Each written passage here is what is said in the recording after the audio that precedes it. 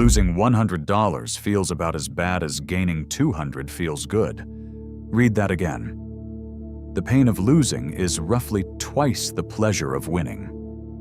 This single asymmetry is the silent author of almost every financial mistake you have ever made. It is called loss aversion, and it was first measured in 1979 in a paper that won the Nobel Prize in economics. The paper was titled Prospect Theory, an analysis of decision under risk, authored by Daniel Kahneman and Amos Tversky, published in the journal Econometrica. Until that paper, economics assumed humans were rational, that gains and losses would be weighed evenly on the same scale. The paper proved this was false. The brain does not have one scale, it has two, and the loss scale is heavier.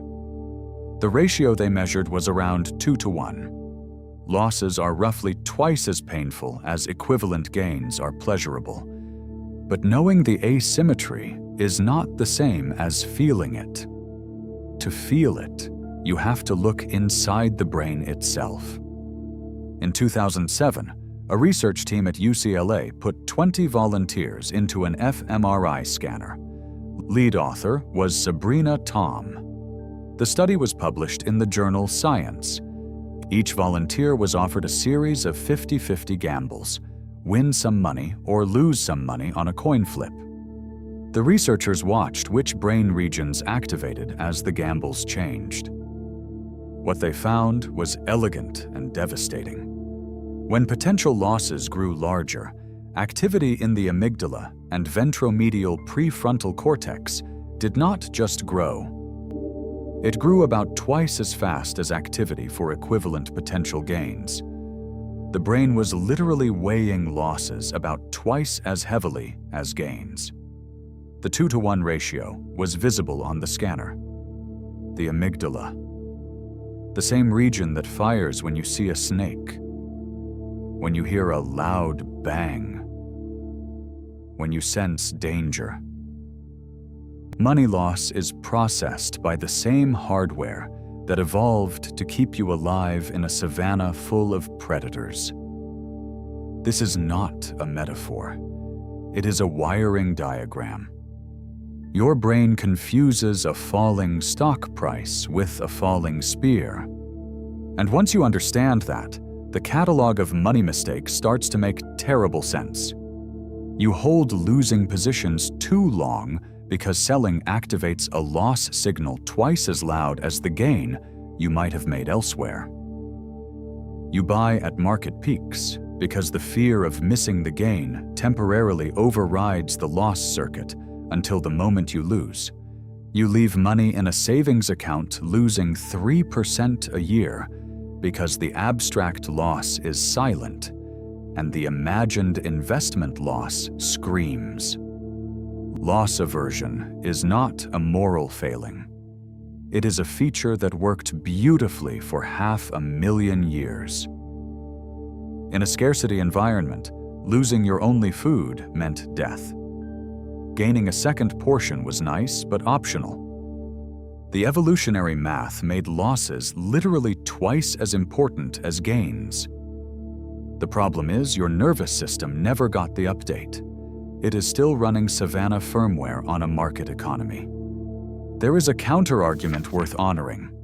Loss aversion is not always destructive.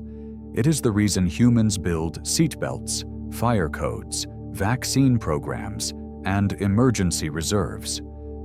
Treating losses as twice as heavy is a useful bias when the loss is catastrophic and the gain is trivial. It becomes destructive when the loss is small and recoverable, and the gain is meaningful and time-sensitive, like investing, salary negotiation, career change. So how do you work with it instead of against it? 3 concrete techniques researchers have validated. First, reframing. When facing a financial decision, name what you risk losing if you do not act. Inflation eating savings, compounding lost. Career stuck. This converts inaction from a safe default into a vivid loss. Now both options activate the loss circuit, and the brain weighs them honestly. Second, pre-commitment. Make the decision when the loss circuit is calm, not when it is firing. Set automatic transfers. Pre-write the negotiation script. Schedule the rebalance. Future, you cannot panic out of a system you set up, while present you was thinking clearly. Third, position sizing. The reason loss aversion paralyzes investors is that any single loss feels catastrophic to the savannah brain. If you size each position so that even a complete loss is recoverable, the amygdala stops screaming. You can hold long enough for compounding to do its work. This is not financial advice. This is how your brain works around money. The last lesson hidden in all of this is uncomfortable. You did not choose loss aversion. It was installed before you were born, refined over 500,000 years.